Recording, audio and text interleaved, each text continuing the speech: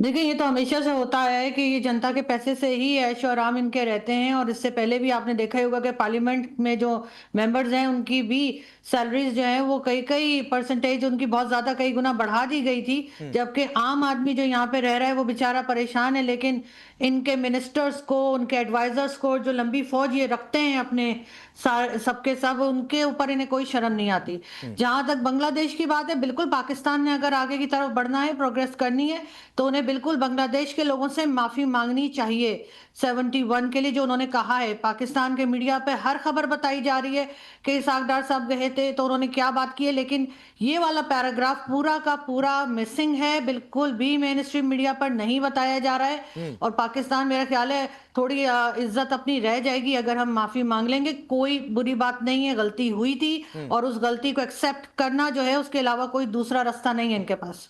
Doctor इरशाद आरजू कह रही हैं कि माफी मांगिए, दूसरा रास्ता बचा नहीं है।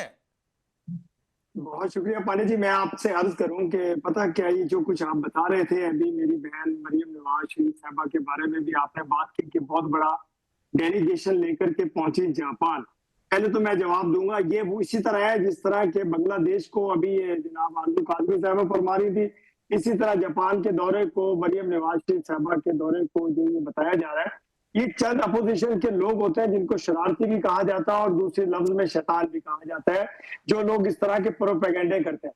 इस वक्त जो हुकूमत है बांग्लादेश में, वो बड़ी मोहब्बत एहतराम के साथ हमारे साथ मुआहदे कर रही है हाँ। और हमारे बहुत सारे मुआहदे हो चुके हैं। हमारे जो डिप्लोमेट हैं वो बगैर वीजे के, और जितने भी हमारे सरकारी लोग होंगे ब्लू पासपोर्ट वाले, बगैर वीजे के बांग्लादेश आना जाना शुरू हो गया। एक एक करके, एक एक करके, बहुत समय है, एक एक करके। अभी तो डिबेट की शुरुआत हुई है, चर्चा की शुरुआत हुई है, एक एक करके आगे बढ़ते हैं। आप कह रहे हैं हमने ये मसाइल हल कर लिया, हमने ये मसाइल हल कर लिया। हमारे हिंदुस्तान में एक कहावत है, सिर मुड़ाते ओले पड़ना। पता नहीं आपके पाकिस्तान में क्या कहा जाता होगा इसे। वही हालत हो गई है। इशाक डार पहुंचे, वहां का विदेश मंत्रालय कह रहा है कि पहले औपचारिक तौर पर कबूल करो, माफी मांगो, फिर आगे का देखेंगे। ये आरजू कह रही है कि मेन स्ट्रीम मीडिया में पाकिस्तान के आप छिपा रहे हैं, दरअसल आप गड्ढा खोद रहे थे भारत के लिए, उसी में गिर रहे हैं। आप सुने, देखें, गड्ढा तो तब खोदा जाता है कि जब हम आपकी तरह शरारतें करें। हम तो आपका शुक्रिया अदा करते हैं कि नहीं, आज आप तो आपने आतंकी हरकतें करते हैं, शरारत कहाँ करते हैं। पांडे जी, बात पूरी करने दें।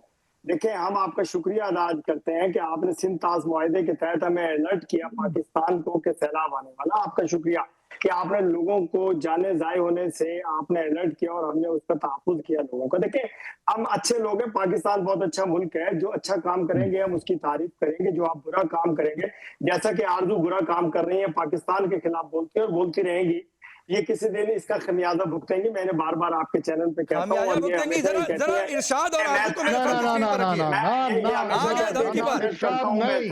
इरशाद धमकी देनी बंद करो। मुझे मैं इरशाद सुनो, भाई, बात कर, इरशाद आप भाई बात कर धमकी रहे हैं। देनी बंद करो। आप धमकी लोगों की देनी बंद प्रॉब्लम, करो। आप धमकी लोगों की देनी बंद प्रॉब्लम करो। ये है कि दूसरे धमकी नहीं को देनी। सुनते नहीं। किसी आप को दूसरे भी को सुनते इंडियन चैनल के ऊपर आप धमका नहीं सकते। ये आप आप जरा मेरे मेरी भाई बात, हैं, आप मेरे करण भाई हैं, साहब, मैं आपको थैंक यू करण साहब करता हूं, मैं आपके मैं साथ आपको, हूं। लेकिन चैनल के ऊपर धमकी देना, इरशाद आप जरा साहब, सुने, इरशाद सुने साहब, सुने सुने थोड़ा सा, आप जरा सुनते थोड़ा रहे। सा, आप करण थोड़ा साहब, नहीं, आप मैं सुन सुनूं रहे, कैसे? आप धमका छोड़ रहे हैं, कर, आप आप इसके ऊपर छोड़ खमियाजे डालेंगे की तो क्या बातें कर फायदा? रहे हैं। इन्हें भुगतना पड़ेगा। चलिए मैं बिल्कुल बोलता भुगतना हूँ, पड़ेगा। मैं बोलता जो हूँ, क्या मुल्क है, भौतेंगे, आप मुझी क्या को भौता गाली लेंगे मुझी को आप? नहीं, गाली कर्नल दे, सर, आप कर्नल आप सर, मुझी को कर्नल गलत सर, गाली दे या बैठ के, गलत कर्नल आप सर, मुझी जरा को उनको गाली दे, स्क्रीन पर लाता हूं आप जिनको धमकी दी गई है। हुकूमत को जरा गाली दे, आरजू को लाइए। आप कर्नल शैलेंद्र में आता हूं, हिंदुस्तान को गाली दे, कर्नल शैलेंद्र आप मुझी को में, गाली कर्नल दे, शैलेंद्र में आता आपको हूं। मालूम आरजू पड़ेगा कि काटवी को कर्नल रखिए इसी शैलेंद्र फ्रेम में, किधर गया। मेरे साथ आरजू आप दे काटवी और गाली, डॉक्टर इरशाद को आप रखिए। दे गाली, आप नहीं नहीं, मुझी एक को मिनट गाली रुकना। दे, मैं मानूंगा। एक सेकंड, डॉक्टर एक इरशाद, सेकंड। डॉक्टर इरशाद रुक जाइए भाई, रुकिए रुकिए रुकिए। कर्नल शैलेंद्र में आता हूं आपके पास। नहीं नहीं, रुकिए डॉक्टर इरशाद, मैं आपको भरपूर समय दूंगा, एकदम आपकी कोई शिकायत समय को लेकर नहीं होगी।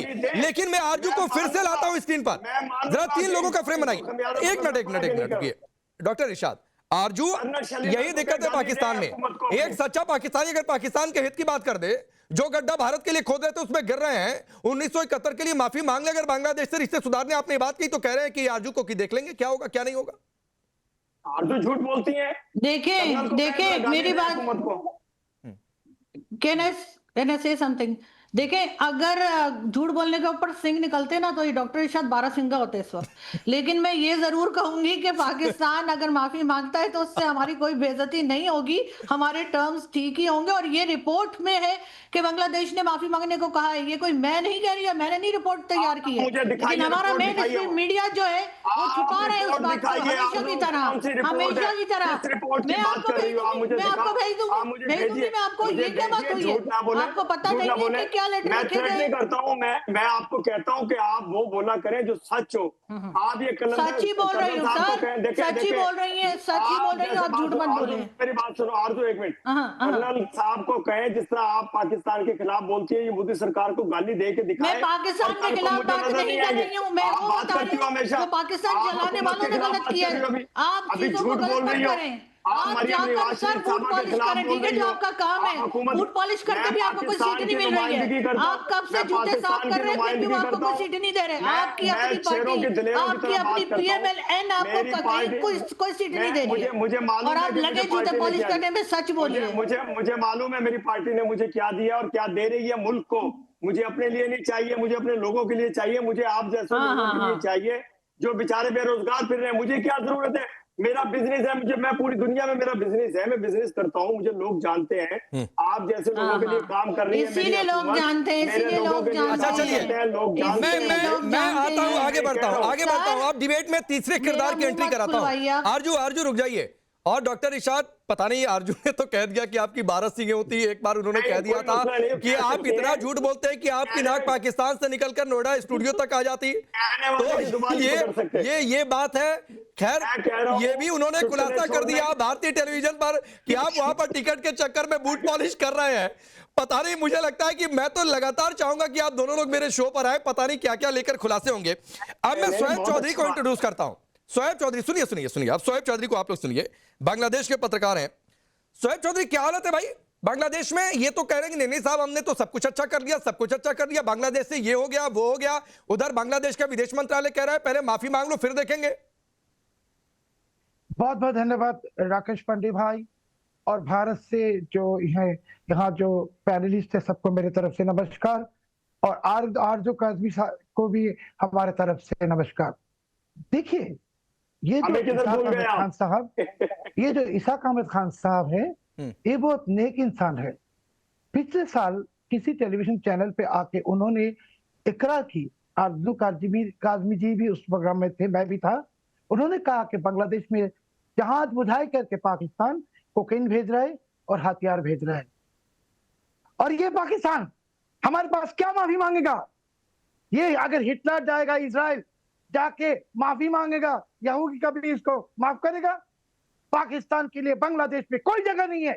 पाकिस्तान हमारे सदा दुश्मन है। ये ऐसे ही है जैसे आरजू काज़मी है, ये बांग्लादेश का आरजू काज़मी है। चुप हो जाइए आप। जब बांग्लादेश का आरजू काज़मी है, पाकिस्तान में एक आरजू काज़मी है, एक बांग्लादेश की आरजू काज़मी ये बैठी है। हेडफोन में गधे की आवाज आ रही है। आप चुप हो जाइए। गधा बोलेगा तो गधे की आवाज आएगी ना, गधे की आवाज आ रही है मुझे। अभी ये जो इसाक कर आया था, गधे की आवाज आ रही है। अरे डॉक्टर इरशाद, मुझे मालूम है पाकिस्तान में गधे बहुत ज्यादा हैं। आपकी आधी इकोनॉमी पाकिस्तान पर आप सेंट्रलाइज करने की सोच रहे हैं, तो आपको गधे की आवाज सुनाई देगी। एक बार सुन लीजिए, शोएब चौधरी अपनी बारी का इंतजार कर रहे थे भाई, एक बार सुन लीजिए उनको, भले आप उनसे सहमत ना हो, सुनिए तो सही। बोलिए। ये जो इसाक बांग्लादेश में आए, उसने कहा कि बंगाली के दिल साफ नहीं है, और उसने वो भी कहा कि वो कभी माफी मांगेंगे नहीं। अभी बांग्लादेश के साथ क्या क्या एग्रीमेंट हुआ पाकिस्तान का?